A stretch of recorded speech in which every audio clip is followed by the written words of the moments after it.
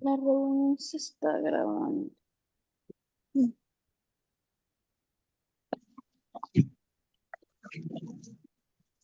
Uy, hay que esperar. Ya,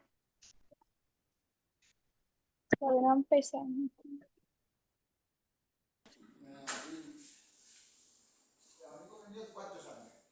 Doctora Sonia, Sonia, estás muteada. presidencia. No me, perdón, ¿me escuchan? Perfectamente, doctora. Ahora sí. Bueno, ahora sí, Muy bueno. virtual. Bueno, muy buenas Nunca tardes me para gusta estudiar todos, compañeros, amigos, colegas, aliados estratégicos de todos los rincones de Latinoamérica que hoy pues, nos han acompañado en este webinar. Mi nombre es Sonia Lucía Arias, soy presidenta de la Asociación Iberoamericana de Empresas de Salud Domiciliaria, que es una institución que agrupa diferentes asociaciones y empresas de Latinoamérica, de Iberoamérica, que trabajamos en atención domiciliaria. Estamos conformados por países de asociaciones de Colombia, España, Brasil, Argentina, Chile y algunas iniciativas que están gestándose en México y en Venezuela. Desde Aciades, entonces, estamos celebrando hoy el mes de los cuidados paliativos, generando espacios de conversación regional que fortalezcan la buena práctica y la vida digna de nuestros pacientes domiciliarios. Nuestro compromiso pues, es seguir impulsando cuidados paliativos y una atención centrada en la persona y la continuidad del cuidado, especialmente pues nuestro objeto que es la atención domiciliaria. Agradezco a todos nuestros invitados y especialmente a la doctora Alejandra Ombacia, quien va a oficiar el día de hoy como moderadora. Muchas gracias, doctora Ombacia, por su liderazgo y aporte académico en este tema. La doctora Ombacia es profesora asistente de Medicina del Dolor y Cuidados Paliativos de la Universidad de La Sabana y es miembro del Observatorio Colombiano de Cuidados Paliativos y del Observatorio Latinoamericano de Cuidados Paliativos.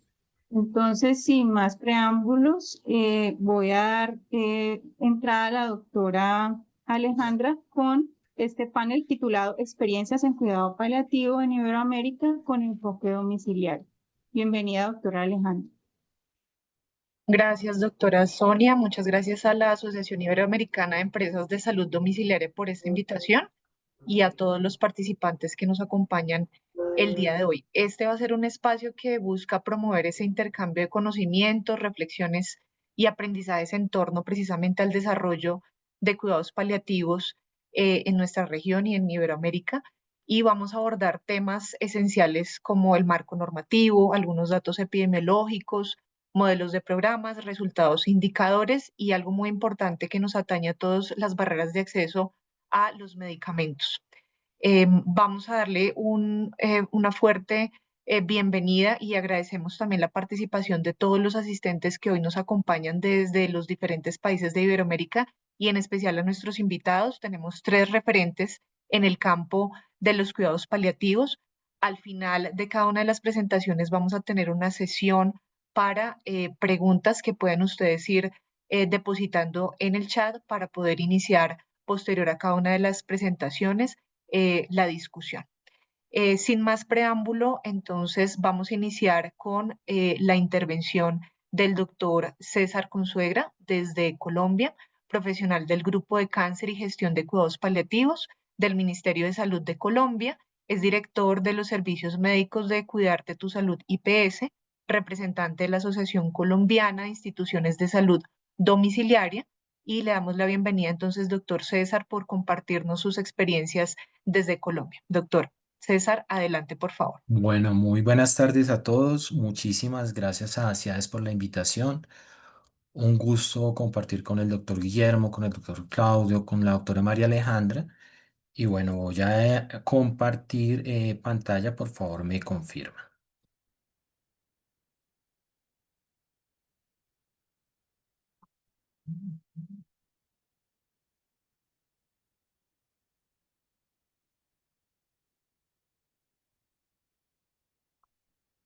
Me indican, por favor, si están viendo la pantalla.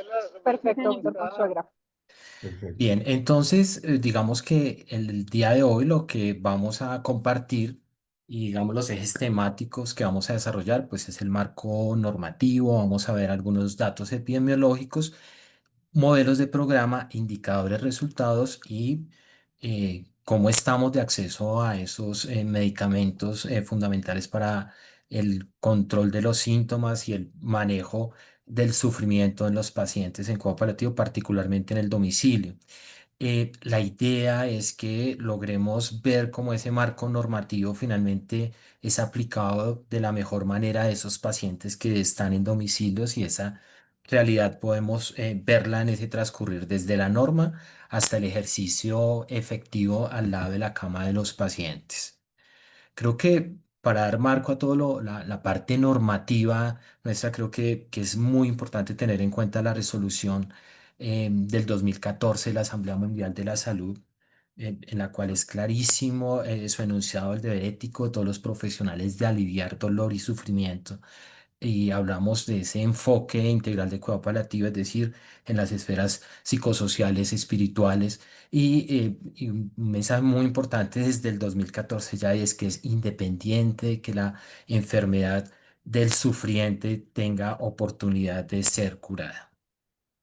Y este es nuestro marco normativo. Arranca en la Ley 1733 del 2014, la Ley de Cuidado Paliativo nuestra, y un poco en esa línea de la filosofía de la integralidad del manejo de cuidado paliativo, pues su objeto es reglamentar un derecho a la equidad, un derecho a recibir cuidado paliativo y orientado claramente en mejorar calidad de vida y alivio de sufrimiento, para lo cual evidentemente habría que hacer un trabajo bastante grande y es tener unas guías que orientaran en ese sentido el manejo del cuidado paliativo, es decir, nosotros hicimos durante ese desarrollo, ese trabajo, pues una adopción de unas guías de cuidado paliativo, pero al mismo tiempo podríamos tener lógicamente para hacer ese tratamiento integral, hacer control de dolor, hacer de control de síntomas, pues tener disponibles medicamentos y el objeto pues de esta ley también nos lleva a que tengamos disponibles pues, los medicamentos para hacer ese control efectivo de los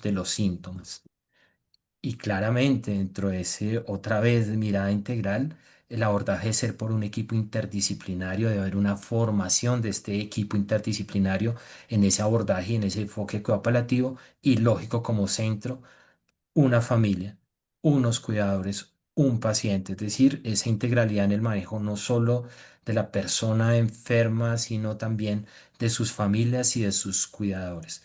Y digamos que en eso se enmarcó el objeto de nuestra ley de cuidado paliativo con una mirada muy interesante y muy importante sobre derechos y deberes, es decir, el derecho a suscribir unas voluntades anticipadas, el derecho también a tener una segunda opinión frente a los diagnósticos, frente a los abordajes, y también un transcurrir, una articulación, un transcurrir en todo ese proceso de atención muy articulado donde la persona y su familia no fueran las que debieran gestionar su proceso de atención, sino que hubiera un proceso muy articulado que yo los llevara de la mejor manera por ese camino. Y claramente un proceso de supervisión de que esto fuese efectivo y además de supervisión, de exigencia, hablo de una exigencia a las, digamos, a las entidades encargadas de garantizar este derecho. En nuestro país hablo de las instituciones prestadoras de servicios de salud y claramente también de los aseguradores, de los entes territoriales. Y esa mirada pues es a través de la superintendencia para ser garantes pues de todos estos derechos y deberes. Claramente alrededor de esta ley, pues ya digamos en su implementación, en hacerla concreto, pues se desarrollaron varias normas. Rápidamente les quiero indicar que, pues lógico, las normas iban en garantizar derechos, en garantizar prestación de servicios, en desarrollo del talento humano y un tema supremamente importante y es acceso a medicamentos opioides.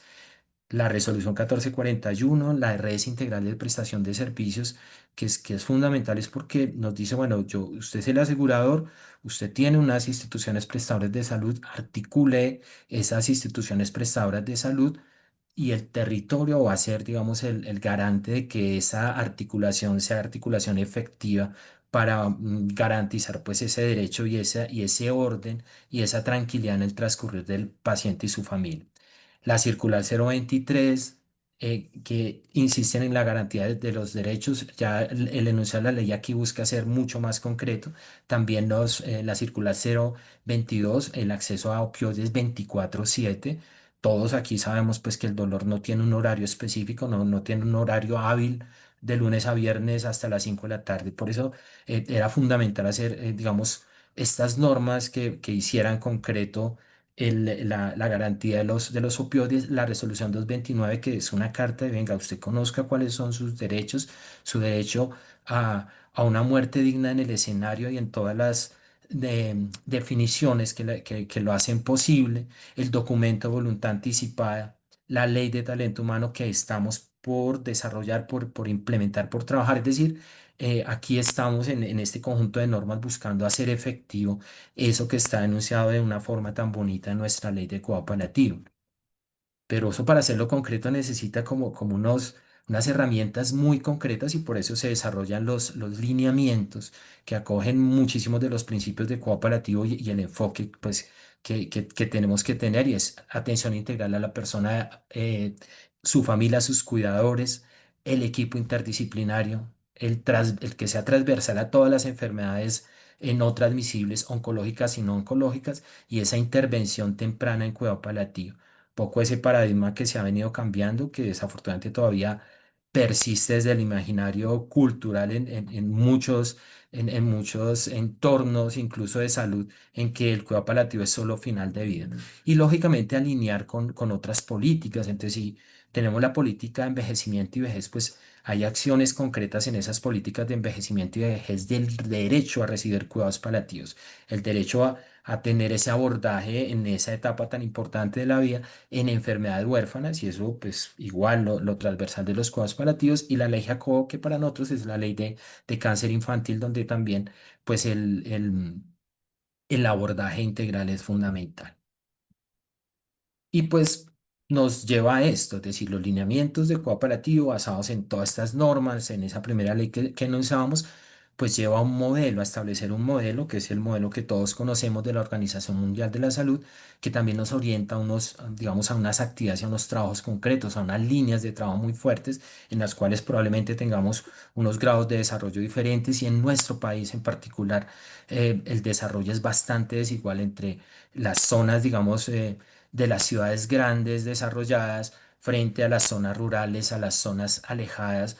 Digamos, puede haber una estructura muy buena en programas de cooperativo en esas zonas urbanas, pero eh, una ausencia completa de cooperativo en esas zonas rurales y alejadas. Entonces, digamos que un reto dentro de este modelo es lograr un mejor abordaje o más bien de un mejor abordaje, digamos, una mejor cobertura y una mejor cobertura también con calidad y para eso pues en esta estructura que está en el modelo están las líneas, implementar las tecnologías, las TIC, la telemedicina, los programas claramente articulados, aseguradores prestadores, equipos de atención de acuerdo al nivel de complejidad, integrar definitivamente la atención primaria en la atención de cuidados paliativos y articular lógicamente en esos niveles de mayor complejidad con lo que tiene que ver lógicamente con las redes integradas, ni se diga el empoderamiento de la comunidad en esas ciudades compasivas para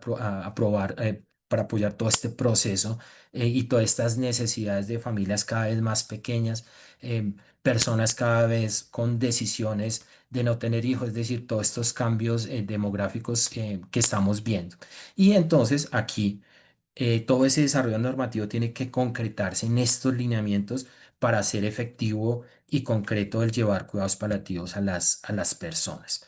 ¿Y por qué esa necesidad? Pues por este escenario que nos muestra la importancia de los cuidados paliativos en nuestro país. Esta es una línea de tiempo.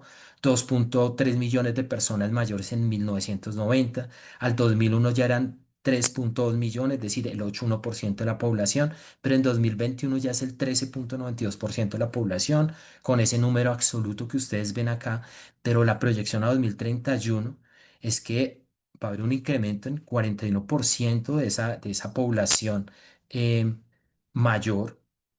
Y además que ese crecimiento, mientras la población general crece al 1%, esta población mayor está creciendo al 3,6%. Y lógicamente esto nos da un escenario de aumento de enfermedades crónicas, de una mayor predisposición, lógicamente, por todo lo que conocemos de lo biológico a las enfermedades crónicas.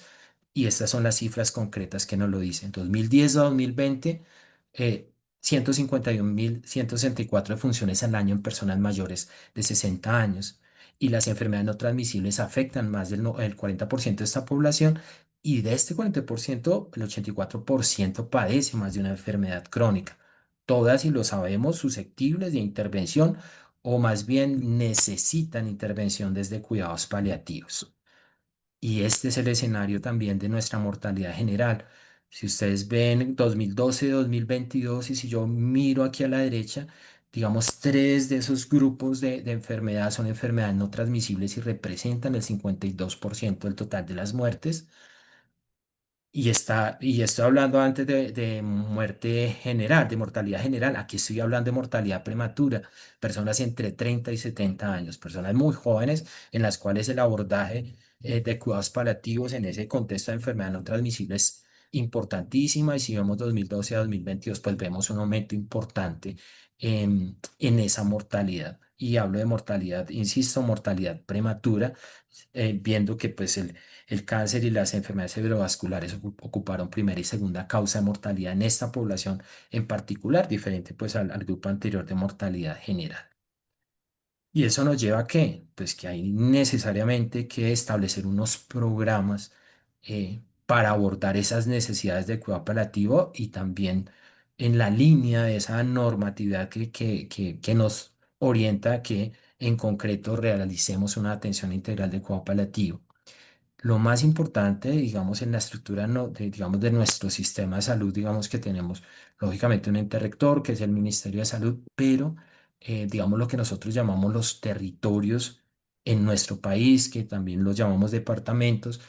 En esos territorios, digamos que las secretarías de salud, que son como una filial o más bien una sucursal, por decirlo de alguna manera, del Ministerio de Salud, pues son los garantes de la salud de ese grupo de personas en el territorio. Luego de haber una articulación entre el territorio, los aseguradores, que son los responsables, digamos, de tener a esa persona afiliada a un sistema de salud, y las IPS, que son las que hacen la prestación efectivamente de los servicios, pues tal vez lo más importante en cualquier programa de cuidado paliativo, y así hemos desarrollado bastante en el país, o se han desarrollado bastante en el país, es una articulación clara entre el asegurador y el prestador, con una red organizada, con un transcurrir de ese paciente desde una consulta externa hasta el domicilio, que consideramos que es el escenario ideal para, ya hablando de final de vida, para tener ese final de vida, y lógicamente también en el hospice, en los escenarios pues que se requiera. Pero importante en la estructura del programa cuidado paliativo, la organización de la red. Lógicamente, para organizar la red necesito caracterizar la población, es decir, cuál es esa población susceptible, y digamos, arriba pues ya la parte de la epidemiología, de las enfermedades, pues claramente tenemos una población grande susceptible de cuidado paliativo, identificar cuáles son esas necesidades y también cuál es la complejidad, que eso nos va a determinar en esa red de prestación en dónde va a estar, si puede estar en un primer nivel que llamamos nosotros, o en atención primaria. Por el contrario, va a requerir una alta complejidad, y lógicamente esto es con ida y vuelta, quiere decir que puedo estar en un momento de una alta complejidad, pero debo volver a mi núcleo primario, que finalmente termina siendo mi domicilio al final de la vida. Debe haber unos procesos de garantía de la calidad que tiene que ver con procesos asistenciales y administrativos. Esos procesos asistenciales que tienen que ver con protocolos unificados de manejo, con criterios de ingreso a los programas, como cuando transcurro de un entorno de consulta externa a un entorno de hospitalización, pero al mismo tiempo también tiene que ver con procesos administrativos. Es decir, el asegurador quién le dispensa el medicamento, y si ese medicamento se dispensa a tiempo, qué tipo de formulación va a ser. Es decir, ese transcurrir de todos esos procesos administrativos acompañado de unos procesos asistenciales lo más óptimo posible, pues para que el transcurrir del paciente y familia sea lo más adecuado, unos protocolos médicos, digamos, unificados, es decir, hablo el mismo lenguaje con el paciente que viene de consulta externa y si leo una historia clínica, estoy leyendo unas escalas que me permiten entender y ver ese paciente y si ya es momento también de transcurrir de una hospitalización a un domicilio. Eso lo hace la unificación de escalas, criterios. Y eso hace parte pues de la estructura del programa. Y lógicamente, aquí estamos haciendo como un resumen muy rápido, unos indicadores por ámbito de atención, pero también unos indicadores generales del programa que nos hablen de esos resultados, de esa intervención grande de un programa de cuidado paliativo donde haya digamos, un seguimiento estricto, donde conozcamos ese paciente desde que ingresó a la consulta externa hasta que finalmente eh, falleció en su domicilio, si ese es el escenario, pero que conozcamos ese paciente y que lo podamos hablar. Cuando digo lo podamos hablar es que esto debe hacerse a través de juntas y en esas juntas el transcurso del paciente o las dificultades de ese paciente, hablemos las médicas y también administrativas puedan tener una solución. Para terminar acá, y digo terminar acá y hablo ya específicamente del domicilio, y es ya ir muy a la cama del paciente, muy a cómo identifico ese paciente, identifico esas necesidades, y aquí también reflejo mucho esa norma que veíamos arriba y es equipo interdisciplinario, es decir, eh, dar ese derecho que nosotros estamos dejando allá en esa norma, en esa ley y en esas otras normas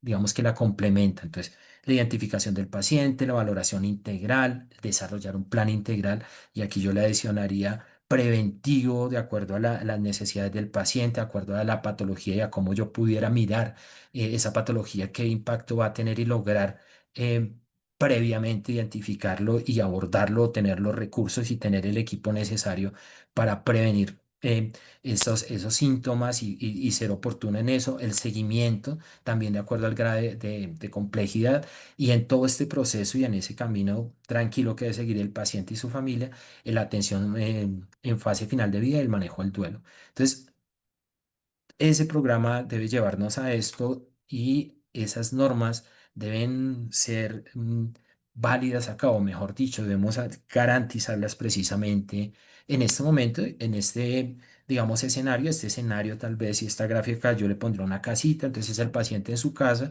acompañado de su familia, donde tiene un equipo con una formación adecuada, multidisciplinario, con todas las miradas alrededor del paciente y de su familia.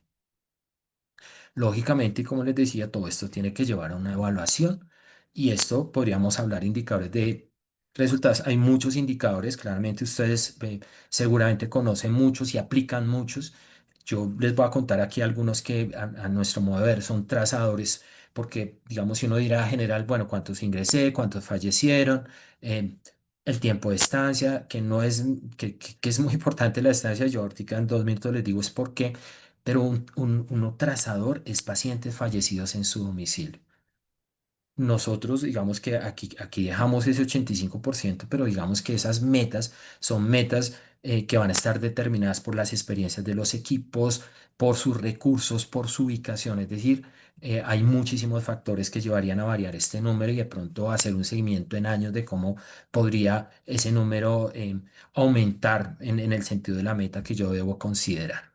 Entonces, pacientes fallecidos en domicilio creo que es un indicador muy trazador y lógicamente digamos, lo que nosotros hacemos desde el enfoque cooperativo, que es controlar síntomas y en particular, pues acá hablo del dolor y es el control del dolor y es medir si efectivamente todos los esfuerzos del equipo interdisciplinario en el escenario que sea estamos logrando hacer el control del dolor. Ahí vemos pues cuál sería la nominación o mejor el numerador y el denominador del indicador y la meta, que también, como les digo, es una meta que cada equipo va lógicamente a establecer de acuerdo como a esos parámetros que los contaba.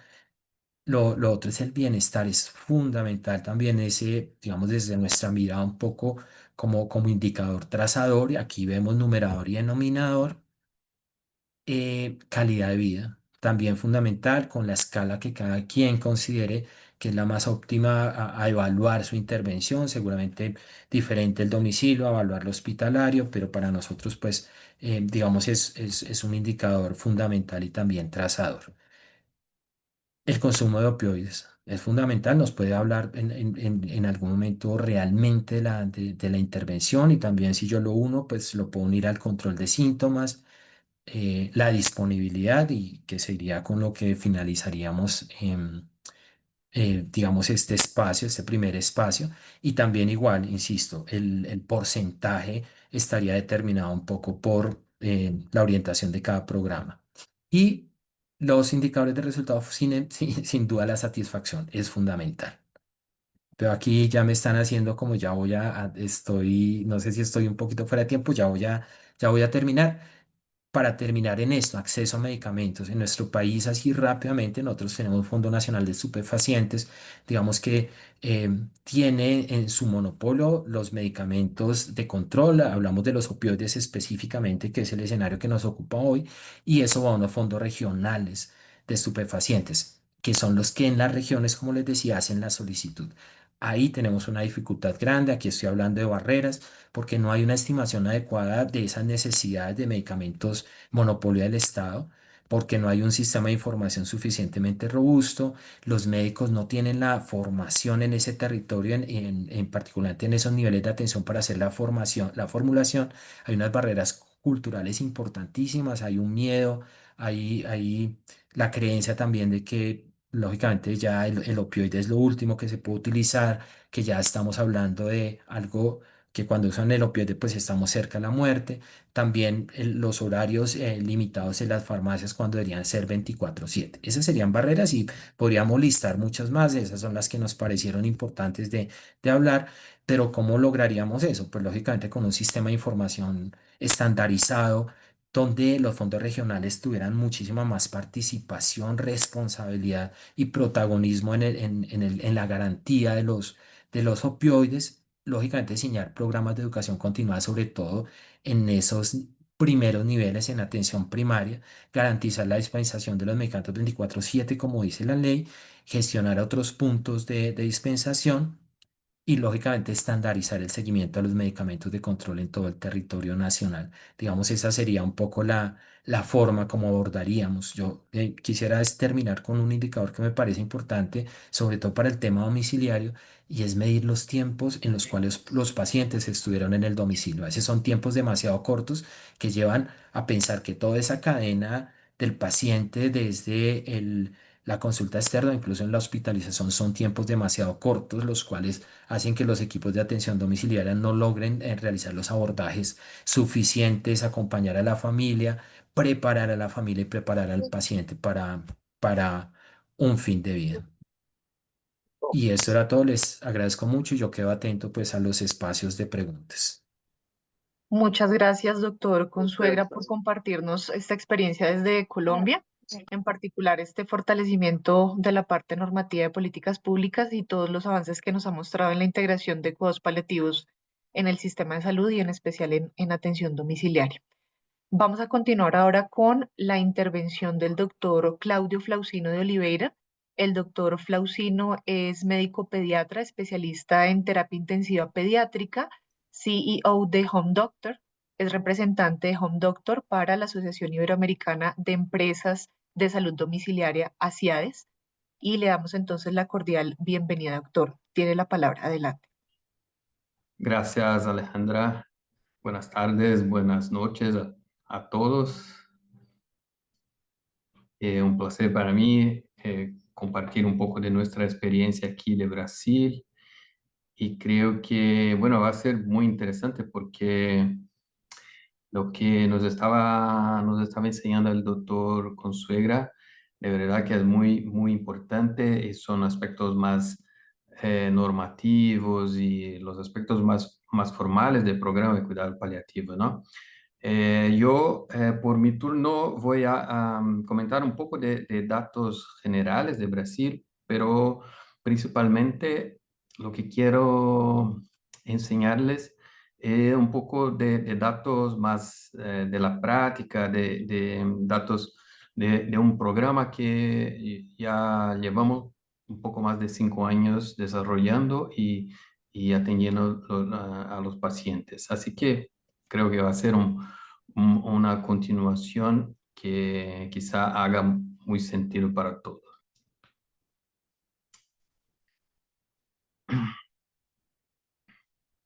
Bueno, oye, bueno, aquí estoy yo, ya presentado, debidamente presentado. Muchas gracias a Alejandra.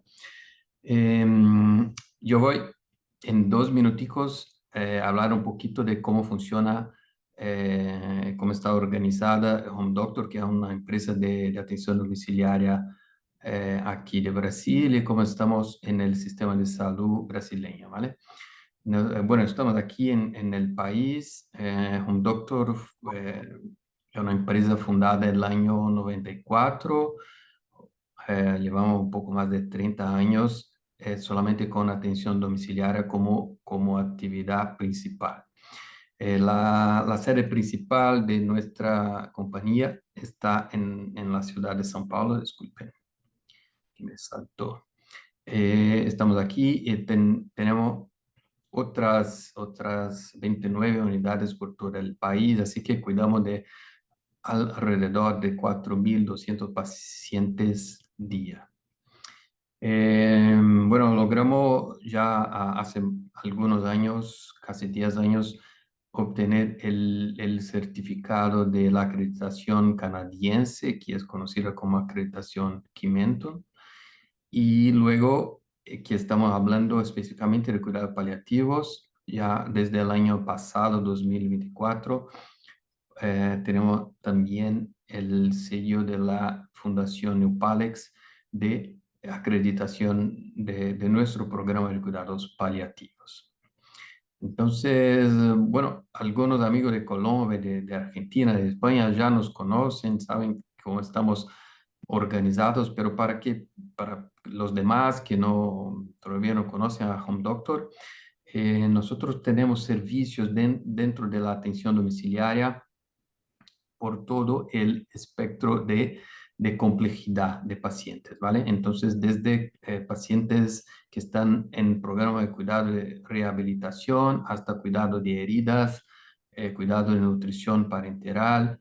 Acá tenemos los pacientes de cuidados paliativos, luego cuidado con medicación parenteral y los pacientes que están en programas de hospitalización domiciliaria, lo que aquí en mi país se define con los pacientes más complejos, claro, pero también que cuentan con servicio de enfermería por lo menos 12 horas o hasta 24 horas por día, ¿vale?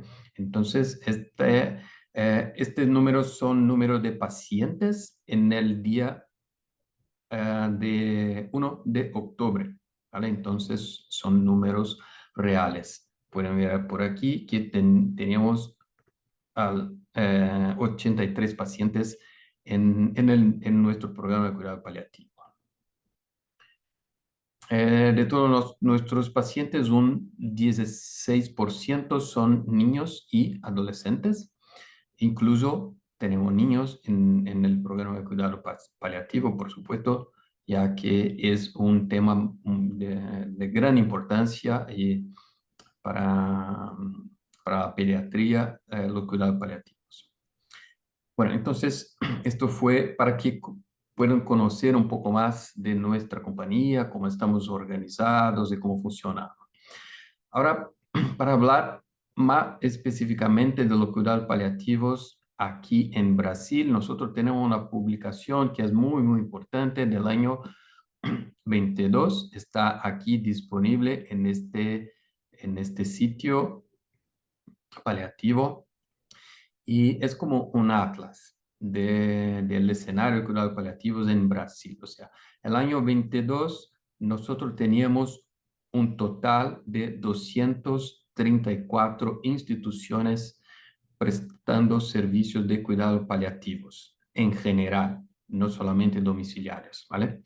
De estas instituciones, la mayoría, un 81%, eran instituciones hospitalarias.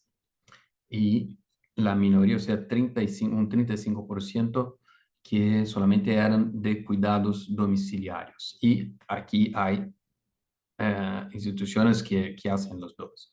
¿Ok? Un tema que seguramente es muy importante, un poco ya el doctor Consuegra estaba hablando de ese tema, que es de inequidad.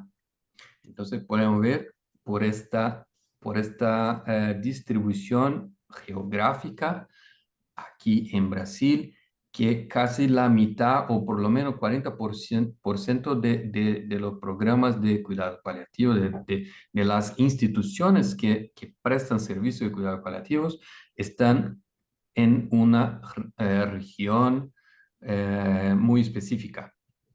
Al paso que otras regiones cuentan con poco o casi ningún servicio de cuidado paliativo. O sea que tenemos que desarrollar mucho más y contar con mucho más equipos. Bueno, no está aquí en esta diapo, pero el mismo estudio de este mismo Atlas hizo una estimativa que serían necesarios para la población brasileña con las características de edad, distribución demográfica, patología y todo.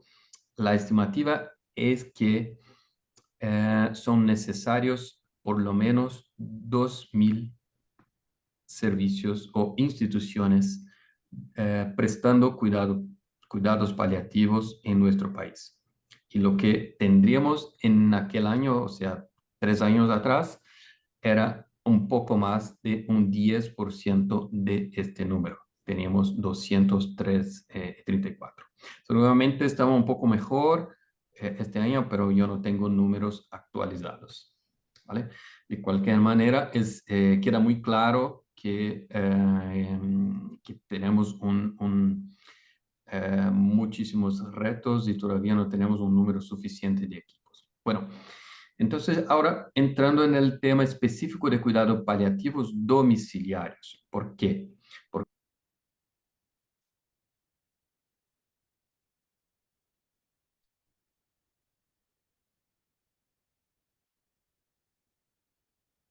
Doctor, Perdón, se su te micrófono muteó, está doctor. silenciado.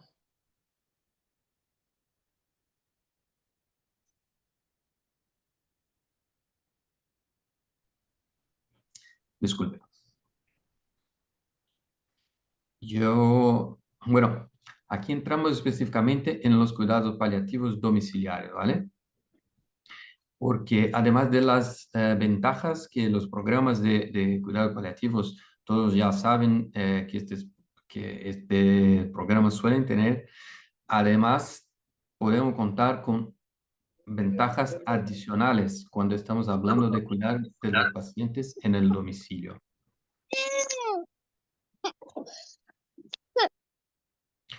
Y entonces, ¿qué hicimos nosotros para traer un poco más para la práctica? Entonces ya teníamos esta demanda, estaba el escenario de la necesidad de programas domiciliarios.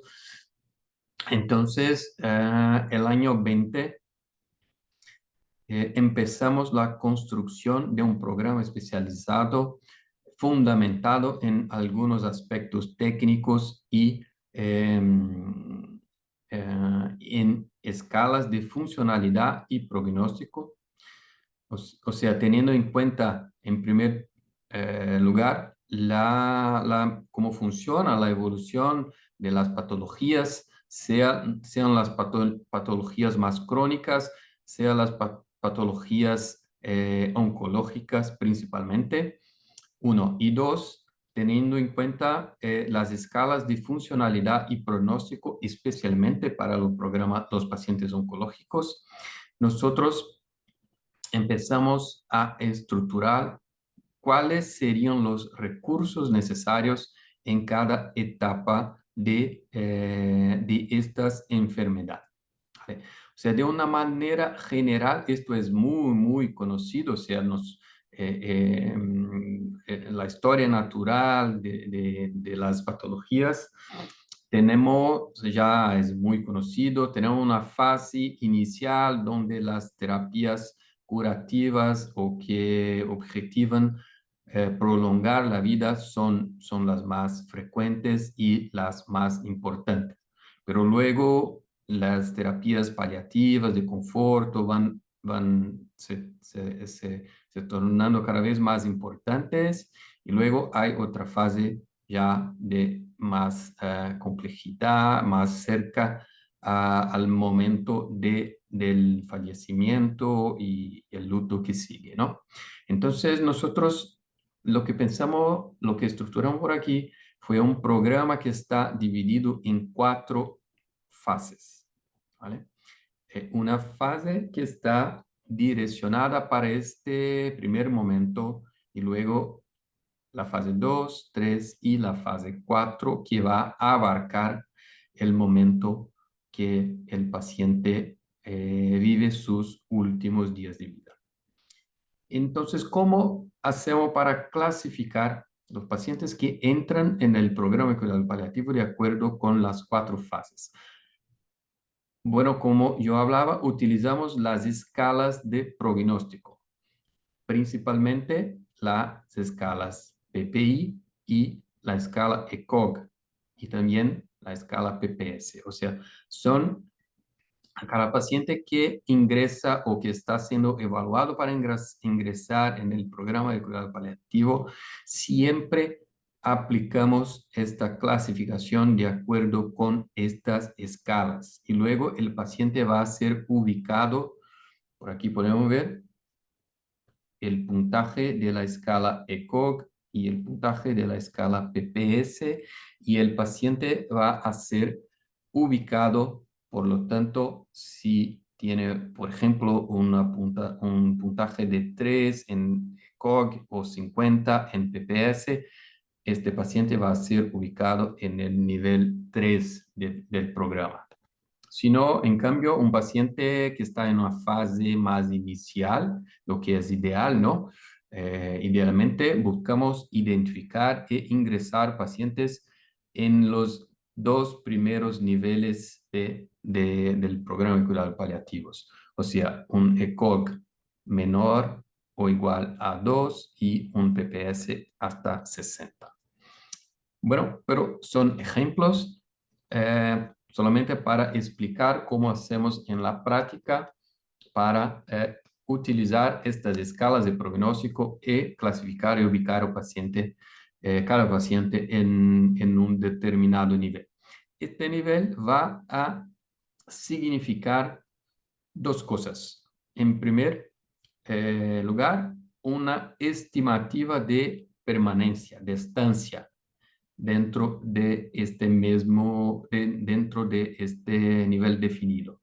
Y en segundo lugar, va a determinar los recursos en términos de profesionales, frecuencia de visita que va a ser, que vamos a poner en el plan de tratamiento domiciliario de cada paciente. O sea, tenemos una duración estimada de estancia de los pacientes para el nivel 1 que está por arriba de 6 meses. O sea que es el nivel inicial donde se estima que los pacientes van a quedar por más tiempo. Luego, nivel 2, la estimativa de tratamiento está entre 3 y 6 meses. El nivel 3 tiene como estimativa 22 días hasta 3 meses de estancia, y el nivel 4 claramente está destinado para el momento de final de vida con hasta 3 semanas de estimativa de estancia. Y luego aquí tenemos para cada nivel un plan de tratamiento en términos de profesionales y frecuencia de visita, un plan de tratamiento específico para cada nivel. Luego, para terminar esta diapositiva, es muy importante decir que para todos los niveles, que sea muy inicial, que sea más complejo, nosotros disponemos de una atención 24/7 de emergencia con médico al teléfono o ambulancia o servicio médico de emergencia para control de síntomas, porque como estaba diciendo el doctor Consuegra, el control de dolor principalmente, pero no solamente, otros síntomas, es un aspecto fundamental, así como la presencia muy cercana de los profesionales son aspectos fundamentales de los programas de cuidado paliativo. Entonces, bueno, nosotros empezamos este programa el año 2020 y el año 2023 ya estamos un poco maduros, no tanto, pero ya teníamos ingresado a unos cuantos pacientes y nos parecía muy interesante dar un paso a más, que era buscar acreditación, que era buscar certificar el programa para contar con más calidad, contar con indicadores, de nuevo, como estaba hablando el doctor Consuegra, que son fundamentales y al final, el objetivo final, ofrecer un servicio todavía de más alta calidad y que pueda representar satisfacción y calidad de vida para los pacientes. Bueno, empezamos con la metodología New Palex. Creo que mucha gente puede conocer. New Palex es una institución española, una fundación destinada a promover la calidad de programas de cuidados paliativos. Yo no voy a entrar en detalles, pero es una metodología muy, muy interesante que cuenta con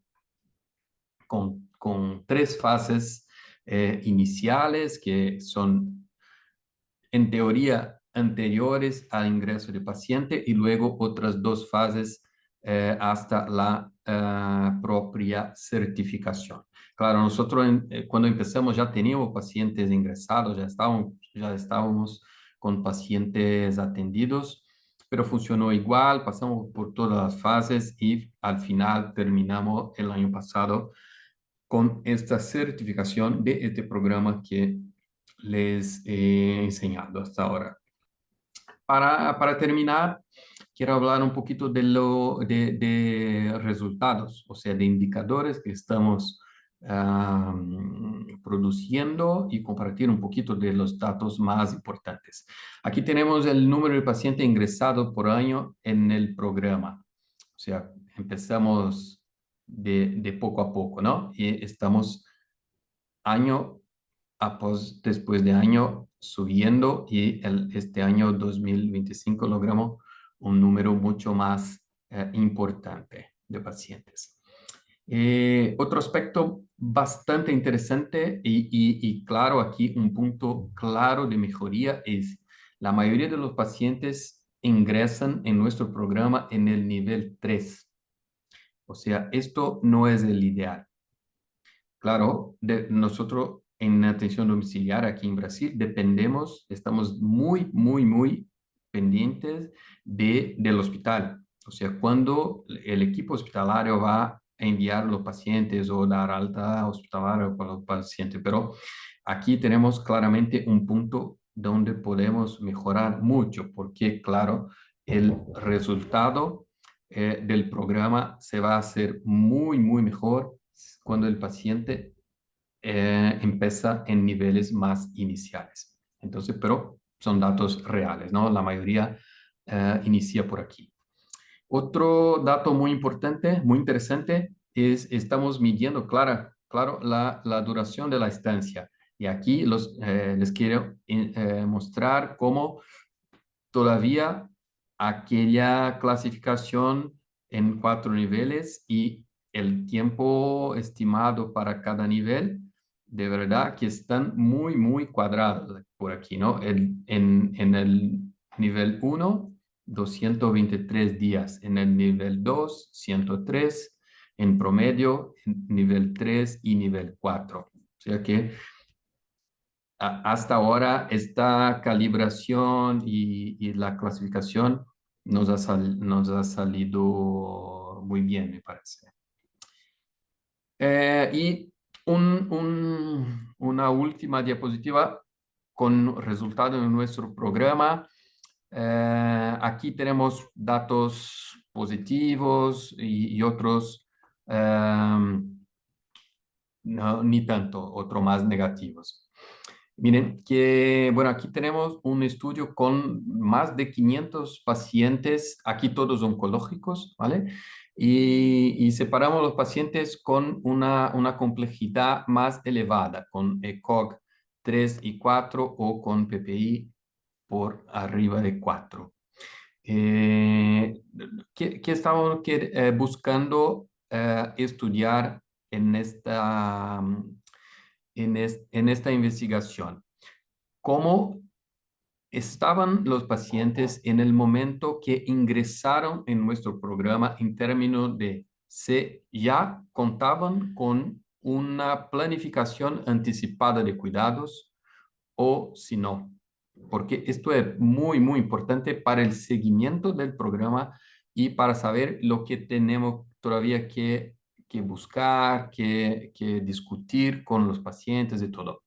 Y lo que vimos fue que hay una diferencia muy clara entre pacientes que ya ingresan en el programa con la planificación hecha o no. Por ejemplo, cuando comparamos la variable de seguimiento por el equipo de cuidado paliativo. Los pacientes que sí ya tenían la PAC, 73% ya habían sido por lo menos visto una vez por un equipo de cuidados paliativos. En cambio, los pacientes que no tenían la PAC definida, la situación era exactamente contraria. Segunda variable, la discusión sobre el local que el paciente deseaba para su fallecimiento, lo que es una variable, una información muy relevante, muy importante, ¿no? Miren que los pacientes, claro, que ya tenían una PAC definida, un 35%, o sea, una parte significativa de estos pacientes ya habían por lo menos tenido una discusión sobre este tema. En cambio, casi la totalidad de los pacientes sin una PAC definida nunca habían siquiera hablado de este tema. Y miren que la mayoría de los pacientes ingresan para nosotros en niveles 3 y 4, o sea, muy cerca del final de vida y no, esta discusión ni siquiera había sido hecha. Y una tercera variable es la presencia o no de un tratamiento sistémico en curso. O sea, el paciente ya está en los últimos días de vida y todavía siguen haciendo quimioterapia, radioterapia y otras terapias quizá inútiles en esta fase. Los pacientes con PAC tenían un 19% de ellos solamente recibiendo este tratamiento sistémico, en contraste con casi la mitad de los otros pacientes. O sea, es muy, muy importante esta planificación, que los pacientes ya, si no ingresen con esta planificación hecha, que nosotros la hacemos de la manera más pronta, más efectiva para, para, para mejorar incluso el resultado final del programa. Bueno, un último tema es, claro, un otro indicador muy importante que es costo-efectividad, ¿no? Estamos hablando de un sistema de salud que va a ser impactado cada vez más por el envejecimiento de la población, la demanda por cuidado paliativo, y todos sabemos muchísimo bien que los últimos años de vida son, y especialmente el último año de vida, donde están la mayoría de los costos. Ya tenemos informaciones disponibles mostrando que los efectos de programa de cuidados paliativos domiciliarios, disculpen, de programa de cuidados paliativos en general, que representan una costo-efectividad mucho mejor cuando comparado con tratamientos sin esta preocupación, sin esta implementación de un cuidado paliativo para el final de vida del paciente. Y aquí el dato nuestro, el dato hasta ahora de nuestro programa de Home Doctor, donde logramos demostrar una reducción de hasta 80% en el costo para el tratamiento de estos pacientes, lo que me parece algo también muy significativo. ¿Vale? Entonces, bueno, aquí las ventajas de los programas de cuidado paliativo domiciliario me parece que están muy claros, ¿no? Además de los puntos positivos de cuidado paliativos en general, logramos agregar muchísimos puntos que son específicos del hogar, específicos de los cuidados paliativos domiciliarios. Y les dejo aquí una citación de esta revisión de Cochrane que habla de estas ventajas de los programas de cuidado paliativo domiciliario. Y este es mi mensaje final y así termino yo. Gracias. Muchas gracias, doctor Flausino, por su excelente presentación y por compartirnos esta experiencia desde Brasil, en especial la construcción de un programa de cuidados paliativos domiciliarios, demostrándonos esa importancia del trabajo interdisciplinario y tan disciplinario que han hecho ustedes desde Home Doctor. Entonces, muchísimas gracias. Les recordamos ir dejando sus preguntas en el chat para la sesión que vamos a tener al final de discusión, para que por favor las vayan depositando ahí en el chat.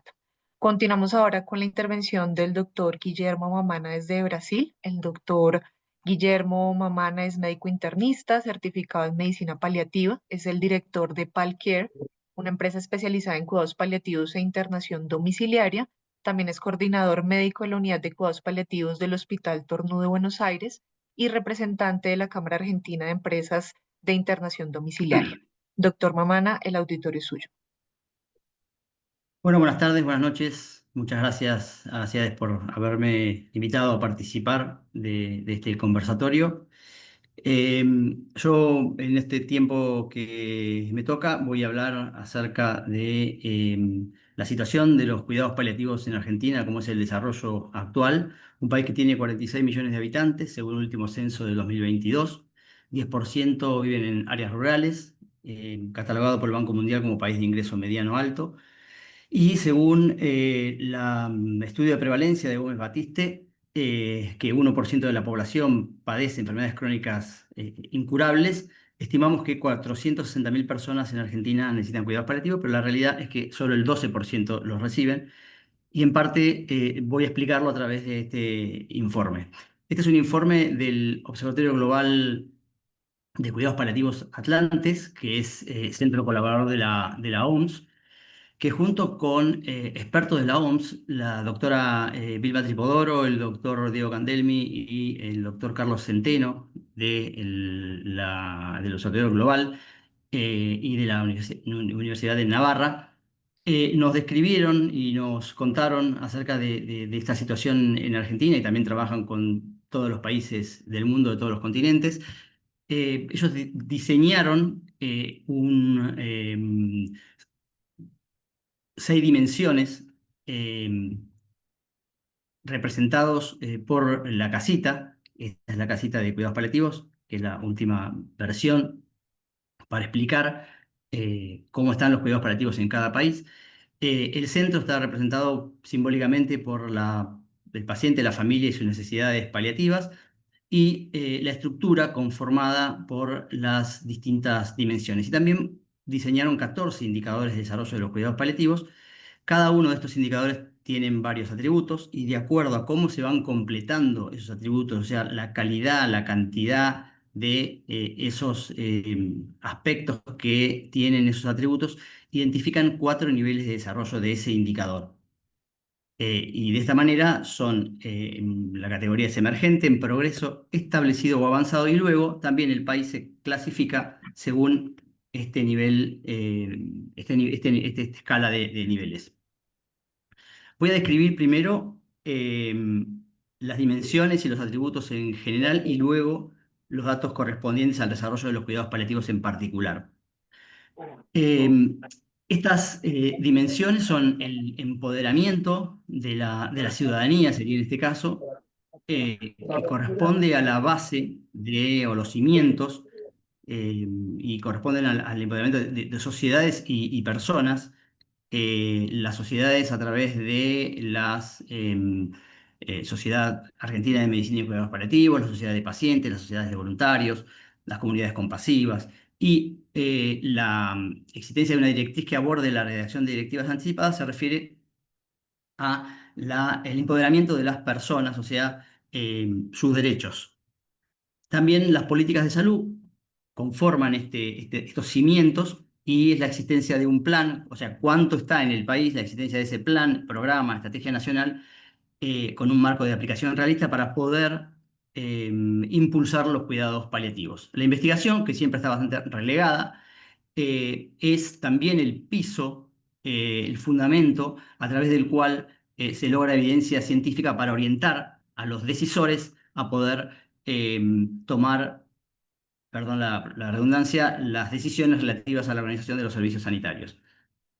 Otra de las partes de la casita son las paredes, que es la formación y capacitación en pregrado, grado y posgrado y la especialización tanto de medicina como de enfermería, como debería estar también psicología, trabajo social y todo todas aquellas disciplinas que conforman el equipo de salud.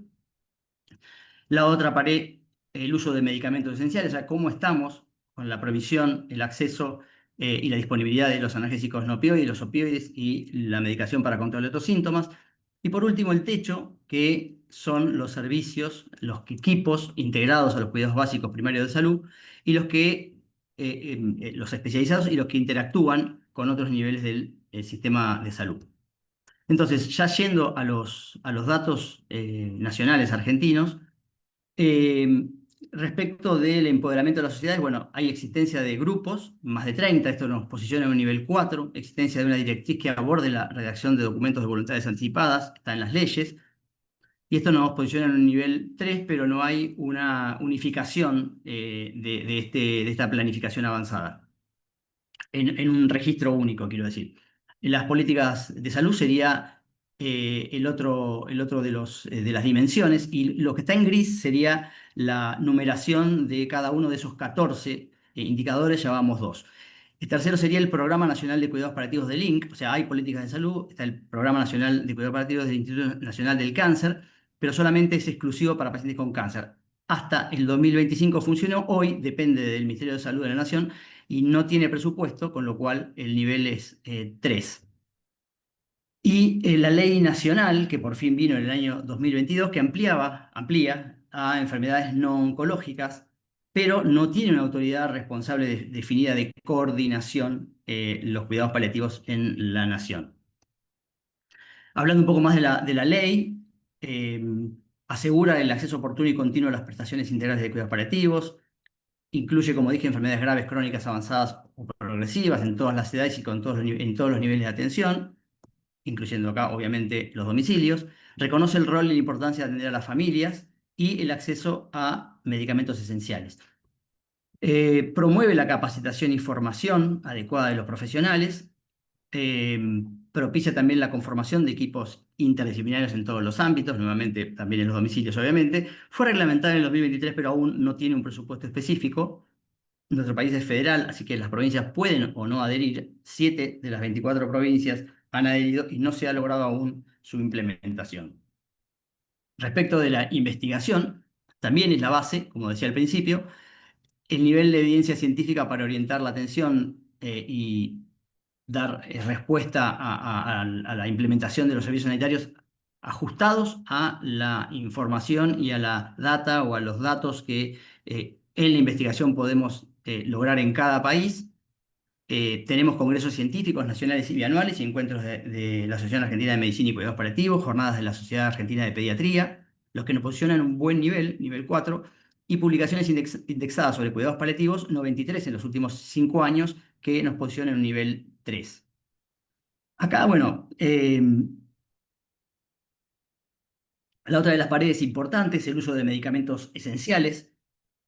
El país tiene un consumo en equivalentes de morfina oral de 27 miligramos per cápita por año. Es un nivel muy bajo, por eso nos posiciona en nivel 2, pero acá una aclaración, nosotros utilizamos mucho la metadona, no solo en Argentina, sino creo que en varios de los países latinoamericanos, con lo cual está subestimado, creo, este número. Medicamentos para el... Perdón. Medicamentos para el dolor, medicamentos para el dolor, eh, perdón. Y otros síntomas, nivel 3 disponibilidad de morfina nivel 3 también. Lo que pasa que acá hay una distribución asimétrica en áreas rurales, 10-30%, y urbanas, un 30 a un 70%. O sea que hay una desigualdad que también se va a ver más adelante cuando hable también del techo, en el cual están la presencia o la cantidad de equipos que hay en distintas zonas. Formación y capacitación. En este punto quiero hacer una aclaración, o en realidad una mención importante a lo mal que estamos en cuanto a lo que es la formación y capacitación. 4 de 47 facultades de medicina solamente es obligatoria la formación oficial en cuidados paliativos, y una de las facultades de enfermería es obligatorio, el resto muy poco también es optativa.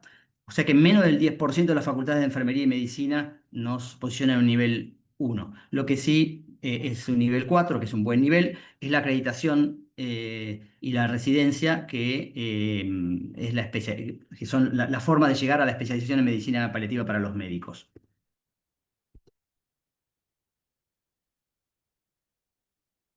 Perdone que no puedo pasar. Por último, los servicios integrados al sistema de salud, números de programas de cuidados paliativos especializados, hay un total de 584 equipos, con una distribución de 1,3 por cada 100.000 habitantes, en nivel 3 en la categoría, en esta dimensión. Hay una distribución bastante desigual, con algunas provincias que tienen muchos equipos, otras que tienen menos, y en las zonas rurales, por supuesto, mucho menos. Y distribución asimétrica, como decía, según la provincia, y el número de programas de cuidados paliativos pediátricos. En total hay 59 equipos en el país, con lo que lo posicionan en nivel 3. Entonces, para resumir un poquito la situación en Argentina, bueno, las partes más débiles son la proporción de facultades de medicina y enfermería muy bajo, nivel 1. No hay una autoridad nacional de coordinación definida, y el nivel bajo, pero creo que subestimado, de los miligramos per cápita de morfina. Eh, Hay entonces un compromiso social y una presencia de asociaciones que hace que se puedan impulsar desde la sociedad civil y desde la ciudadanía los cuidados paliativos, pero hay escasas políticas nacionales, hay una necesidad de ampliación de la cobertura a pacientes no oncológicos y designación de una autoridad que no tenemos, y asignación de un presupuesto que tampoco está, si bien la ley existe. Hay buena calidad de investigación en cuanto a lo que es congresos científicos nacionales bianuales, no tantas publicaciones indexadas, provisión de opioides bajos, aunque la excepción que dije de la metadona, la educación de las universidades de nivel bajo, es el país de Latinoamérica con menos avances en educación, e importante desarrollo de equipos, aunque una distribución desigual. Entonces, al igual que los países de mis colegas, estamos en un nivel actual de desarrollo establecido. Por último, voy a hablar rápidamente de algunos indicadores de calidad para la atención domiciliaria, el respeto de las preferencias del lugar de muerte, evaluación sistemática de los síntomas y funcionalidad, como el ECOG, el ESAS, el CAM, el control efectivo del dolor mayor o igual a 4, como también lo mencionaba César, en 48 horas, evaluación de la complejidad, el PALCOM, la tasa de hospitalizaciones evitables, la visita de seguimiento rápida tras el hospital o de la derivación, acceso a disponibilidad de opioides y oxígeno, o sea, todo lo que sea sensible en menos de 48 horas, satisfacción del paciente, la evaluación de la sobrecarga del cuidador a través de la escala SARIT, tiempo medio de lista de espera para inicio de la atención domiciliaria, y el uso de la telemedicina, que es otra de las herramientas que utilizamos nosotros actualmente para poder anticipar requerimientos y poder iniciar los servicios y la atención antes, en zonas inclusive alejadas de la zona céntrica. El lugar de atención, sabemos que el derecho de recibir el mejor cuidado donde sea que se encuentre, eso es lo esencial, más que fallezca en domicilio. La mayoría prefieren ser cuidados en sus casas por el mayor tiempo posible. Pero la verdad que la mayoría de los pacientes fallecen en los hospitales cuando eligen fallecer en domicilio más del 70%. Entonces, quise ver cómo estamos en Latinoamérica. En Latinoamérica, según el último estudio realizado por la doctora Tania Pastrana y colaboradores, también está Vilma Tripodoro, se vio que en Argentina un 20% de fallecimiento en domicilio a nivel global, esto no es con abordaje paliativo, y 77% en los hospitales, cuando en realidad en promedio, en este mismo trabajo, 31,1% fallecen en los domicilios. En un estudio chiquitito que hemos hecho a los fines de esta presentación, los pacientes fallecidos entre julio y agosto de 2025, una población de 101 pacientes, el 39% falleció en domicilio y el 61% internado. Esto es un punto importante que también creo que César lo mencionó, y no es tan importante para mí dónde fallece, sino cómo fallece y además dónde permanece los últimos días de vida o la mayor cantidad del tiempo, que es algo de lo que los pacientes nos dicen que quieren, que es estar la mayor cantidad del tiempo posible en la casa. Tanto los pacientes fallecidos en la internación como los pacientes fallecidos en el domicilio permanecieron en un 81% más en los domicilios que en la internación.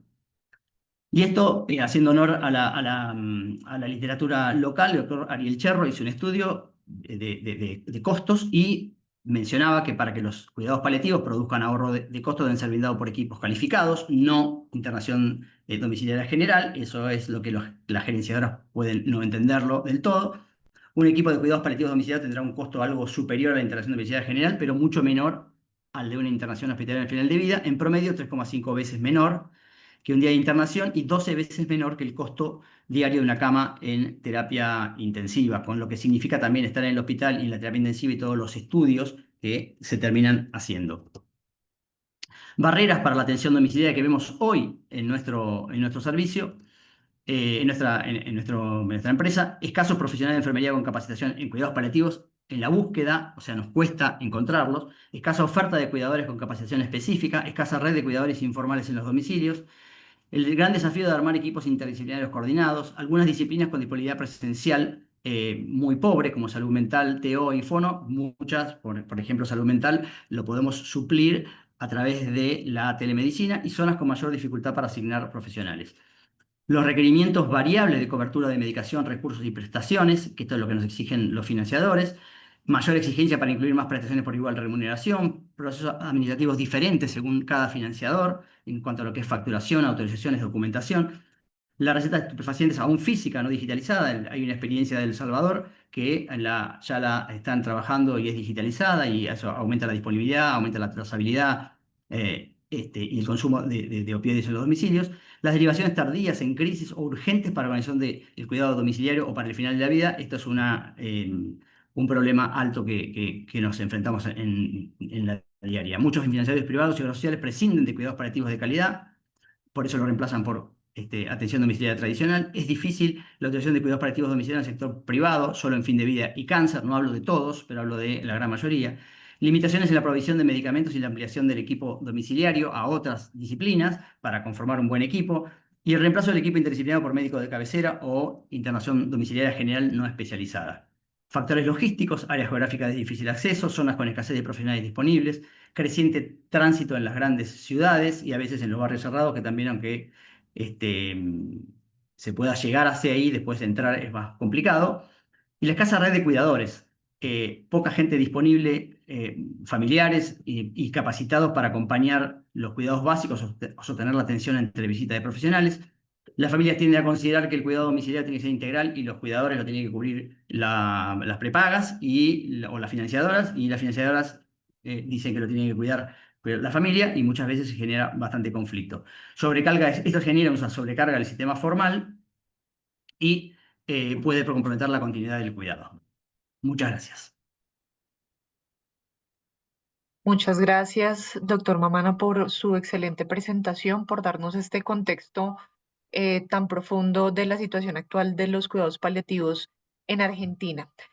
Les doy entonces paso a la parte de la discusión. Los invito a nuestros tres invitados a prender su cámara. A partir de lo que hemos escuchado, vemos estas tres realidades que son totalmente complementarias. En Brasil, la construcción de un programa de cuidados paliativos domiciliarios, la evaluación y el seguimiento de los diferentes indicadores que nos dan cuenta de ese trabajo realizado, incluso la medición de los costos. en Argentina ahorita con el doctor Mamana, que nos habla de este enfoque consolidado del desarrollo de los cuidados paliativos, la importancia de la investigación clínica para dar respuestas a las diferentes necesidades de cuidados paliativos que tenemos y la formación de los profesionales de salud involucrados en los cuidados paliativos, y en Colombia con el doctor César Consuegra esa expansión que hemos tenido en la creación de políticas públicas y ese progresivo crecimiento de los modelos de atención tanto hospitalario como domiciliario. Me gustaría entonces abrir este breve diálogo entre ustedes con algunas preguntas que nos permitan profundizar un poco sobre las lecciones comunes. Doctor César, yo quisiera preguntarle para usted qué elemento normativo ha sido más decisivo para avanzar en Colombia y qué barrera normativa cree que aún persiste. Bueno, muchas gracias. Yo en algún escenario que y se hizo una evaluación muy grande en el país, particularmente de la Comisión Impact, que hizo un seguimiento incluso muy regional, muy visita de ciudad a ciudad, como identificando las dificultades que había en un ejercicio adecuado de los cuidados paliativos.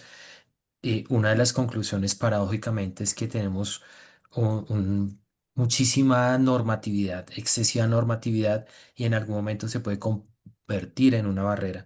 Puede que no específico en cuidados paliativos, pero sí en lo relacionado con el cuidado paliativo, y particularmente digo el tema habilitación. Entonces, algunos servicios que pudieran habilitarse y cumplen con calidades técnico-científicas para hacerlo, por ejemplo, por un tema de infraestructura, no cumple, y eso hace que se convierta más bien en una barrera normativa, de tal manera que creo que tenemos un tema normativo bastante robusto, los elementos normativos necesarios para avanzar, pero a veces son tan excesivos que se convierten en ver de cero facilitadores del ejercicio y de la aplicación de los cuidados paliativos, se convierte más en barrera. Gracias, doctor César. No sé, doctor Mamana, doctor Flausino, si ustedes quieran de pronto agregar su perspectiva desde sus diferentes experiencias y desde sus países. Bueno, un tema de que yo no hablé durante mi presentación, porque ya tenía muchas cosas que hablar, del tema de acceso a medicamentos.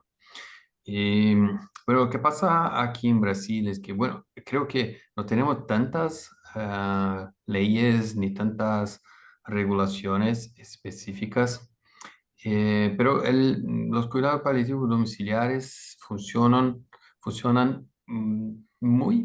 de una manera muy semejante a los cuidados ambulatoriales o hospitalarios. Y entonces, no, en términos de regulación, no son distintos. Aquí la atención domiciliaria para funcionar con una empresa, un servicio de atención domiciliaria para funcionar, bueno, son muchas exigencias, incluso la determinación de contar con una farmacia y con todo el control, registro de todo, incluso de medicamentos estupefacientes. O sea, la farmacia funciona como una farmacia de hospital. Y por lo tanto, si el médico prescribe, si el programa, si para el paciente del programa de cuidado paliativo si este paciente necesita un medicamento controlado, aquí llamamos medicamento controlado, nosotros podemos prescribir y la farmacia va a entregar en el domicilio. Me parece que funciona muy bien. Hay reglas específicas como dispensar en cajas cerradas. Todo hay que quedar bajo registro electrónico para control de las autoridades y todo. Entonces, yo diría que en términos de barreras, por aquí las que tenemos son mucho más relacionadas con aspectos de conocimiento, o sea, aspectos culturales, que la gente sepa, que la gente conozca lo que se puede hacer en el domicilio. Y esto incluye la gente que es sanitaria y que no es sanitaria, principalmente yo diría los sanitarios, porque, por ejemplo, hay muchísimos médicos por aquí que ni siquiera saben de esta posibilidad, lo que es para mí difícil de creer, pero existen muchos. O sea, barrera de conocimiento cultural y luego en una segunda barrera que, como estaba hablando el doctor Mamana, la capacitación, entrenamiento y formación, sea formal, lo que sería ideal, o con la práctica. Pero creo que son dos aspectos muy importantes que yo quería decir que por aquí son los que limitan mucho que más programas aparezcan, más programas sean ofrecidos para los pacientes. Bueno, En nuestro país, adelante, doctor. cuando estaba el Instituto Nacional del Cáncer funcionando a pleno, hubo un programa que es el PRAO, la provisión de opioides, de metadona y morfina, que alcanzó la distribución y el acceso de estos opioides a zonas inclusive rurales con un plan de organización muy importante. Esto aumentó considerablemente el acceso y la posibilidad de que muchos pacientes en varias provincias y en varias regiones alejadas pudieran acceder a los opioides. Después, cuando se disolvió parte de este programa, o por lo menos las autoridades, quedó actualmente sin posibilidad de disponer de esta herramienta. Eso es lo que digo que fue lo que en algún momento aumentó la disponibilidad de los opioides en el país. De acuerdo, doctor Momana, muchísimas gracias. El Yo acceso. quisiera aprovechar un poco la pregunta que tenemos en el chat, que sé que el doctor Flausino ya la contestó, pero creo que es muy importante, sobre todo hablando de atención domiciliaria, y fue esa pregunta que dejaron en el chat de cuál sería esa diferencia entre la atención domiciliaria versus la ambulatoria de los pacientes que están catalogados como paliar 1, sobre todo porque son los pacientes más funcionales, ¿no? Tradicionalmente vemos que la atención domiciliaria está muy enfocada hacia el final de la vida y que estos pacientes paliar 1 son funcionales y la mayoría se podría trasladar a una consulta externa. Creo que es una pregunta muy importante, doctor Flausino, que quisiera Sí, muy nuevamente hacerse. importante. Yo ya había contestado en el chat porque a veces la gente tiene que salir, entonces ya estaba ahí la respuesta. Sí, de verdad que, bueno, hay que decir que es importante que el paciente cuente con un programa de cuidado paliativo, si es domiciliario, si es ambulatorial. Entonces, después vamos a ver dónde para cada paciente está mejor. Segundo, para nosotros hay aspectos que son importantes que nos muestran la importancia y cómo para nosotros parece que funciona mejor cuando el cuidado se hace en el domicilio. Este tema de adhesión es muy importante.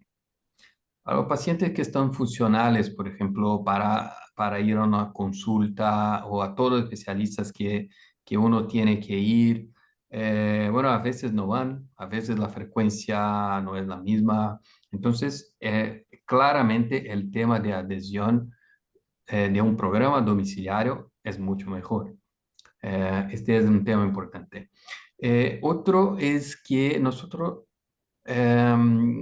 podemos ver en nuestro programa que el resultado de los niveles 3 y 4 de satisfacción, de un fallecimiento en acorde con el deseo del paciente, está muy relacionado con la fase de inicio en el programa. O sea, pacientes que nos llegan muy tarde, es más difícil crear una buena relación con el equipo y incluso una relación de confianza para que la gente pueda confiar que todo va a salir bien. Entonces, es muy importante empezar desde el nivel 1, 2, con el mismo equipo, con la misma gente, la misma cara.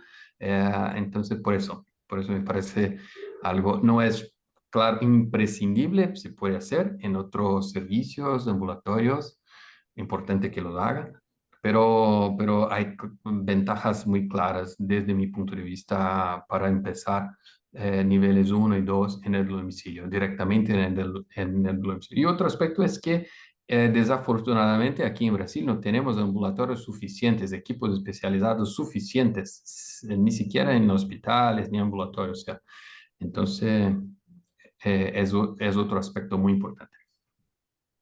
Perdón, yo coincido con lo que dice Claudio, porque la derivación temprana, antes se hablaba de la derivación tardía, como eran los cuidados paliativos antes, nos llamaban justo en el momento del fallecimiento o semanas antes solamente, y eso no permite, como decía Claudio, poder establecer un vínculo de confianza. Las familias no tienen información de qué son los cuidados paliativos, está muy estigmatizado nuestro nombre. Y el poder tomar al paciente antes fortalece el vínculo.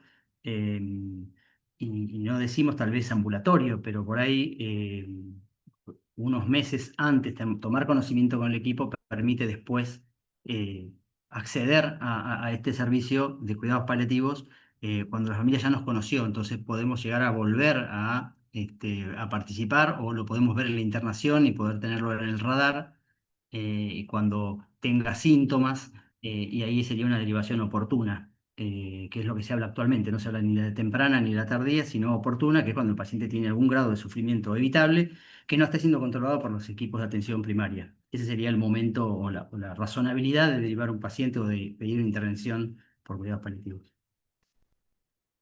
Muchas gracias a los dos por su respuesta. Quisiera hacerles la última pregunta que está también en el chat, y es si ustedes conocen cuál es el porcentaje de personas con voluntades anticipadas en sus respectivos países, y si estos documentos de voluntades anticipadas son de fácil acceso para los proveedores de atención domiciliaria, o teniendo en cuenta pues la experiencia de cada uno de ustedes. En el país no hay un registro único de voluntades anticipadas. Eh, No tengo yo un número de cuánto se hace en el país, no creo que exista. Eso puede existir en algunos ámbitos, pero no tengo el dato yo. Y en cuanto a la disponibilidad en atención domiciliaria, de pronto, doctor, que los pacientes si hagan de pronto la solicitud de diligenciar su documento de voluntades anticipadas, lo puedan hacer con ustedes, por ejemplo. Sí, claro. Sí, sí. Doctor César Consuegra y doctor Claudio. Bien, en el país, pues evidentemente sí existe una normatividad muy puntual sobre el documento de voluntad anticipada. Existe un ABC, un instructivo de cómo manejarlo, y evidentemente también existe, no tengo las cifras, realmente no tengo unos datos, pero digamos en el ejercicio que nosotros hacemos, hablo particularmente del programa. Y de manera nosotros buscamos hacer esa intervención de preguntar si hay voluntades anticipadas, disponemos del documento, y digamos que es un ejercicio que permite lógicamente tener un camino más tranquilo en las decisiones a tomar, en las decisiones anticipadas también sobre los posibles manejos de acuerdo a esa prevención que se tiene que tener con el manejo de los pacientes y sus familias. Doctor Claudio, adelante. No, yo coincido por aquí. Yo no tengo la cifra, el número exacto, pero se puede hacer. A veces tenemos pacientes que ya nos llegan con documento, ¿cómo se dice? Con esta anticipación. Pero la mayoría podemos hacer nosotros. Y queda registrado, no hay un registro único, sino queda registrado en el para el paciente, pero se puede hacer en cualquier momento, incluso se puede cambiar en cualquier momento también.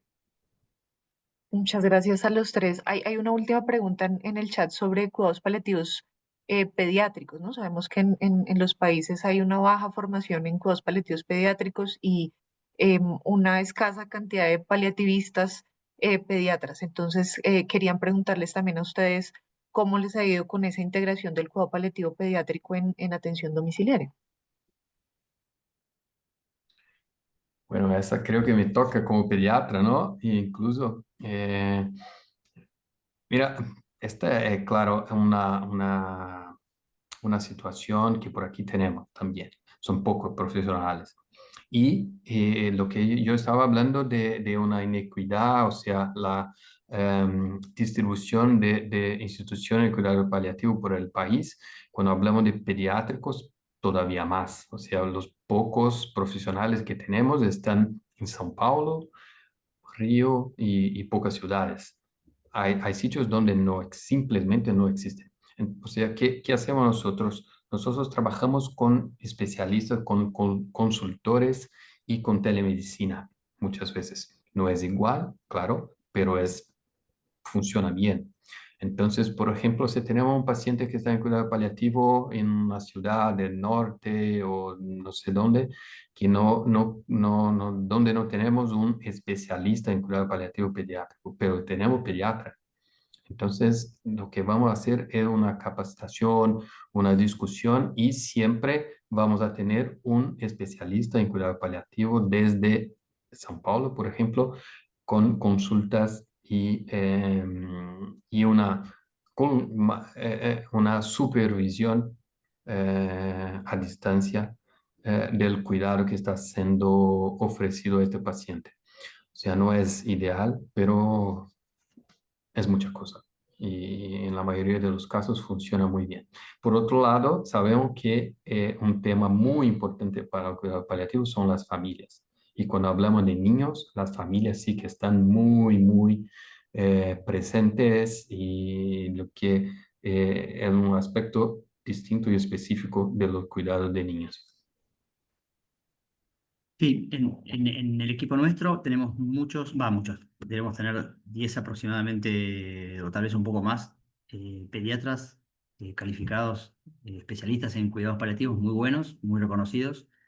Lo que sí hay muy poca derivación específica para cuidados paliativos de pacientes porque probablemente tenga que ver un poco con la dificultad para generar, para establecer un límite en cuanto a lo que son las intervenciones y bueno, el estigma de los cuidados paliativos también pega fuerte en esa población. Así que la derivación es bastante escasa, pero cuando tenemos pacientes con necesidades paliativas pediátricos, tenemos el equipo disponible para poder asistirlos.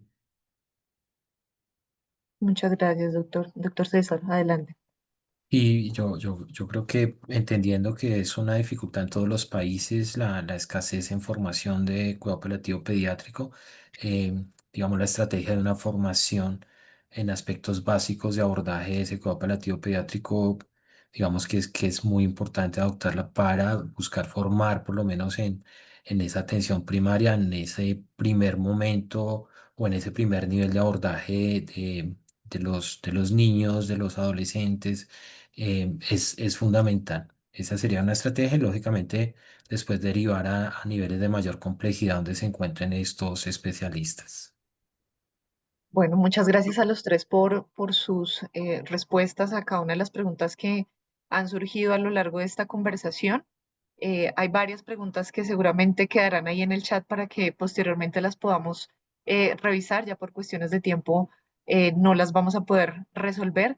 Le damos las gracias a Ciades por la invitación y le doy paso entonces a la doctora Sonia Lucía Arias para que pueda realizar el cierre. Muchas gracias.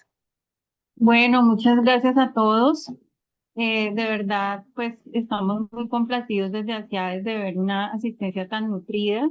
Los queremos invitar entonces a que nos sigan en nuestras redes sociales. En el chat les dejé los enlaces de nuestra página de LinkedIn, de Instagram. Vamos a estar haciendo varias actividades. Una de ellas la vamos a hacer en diciembre, el 4 de diciembre.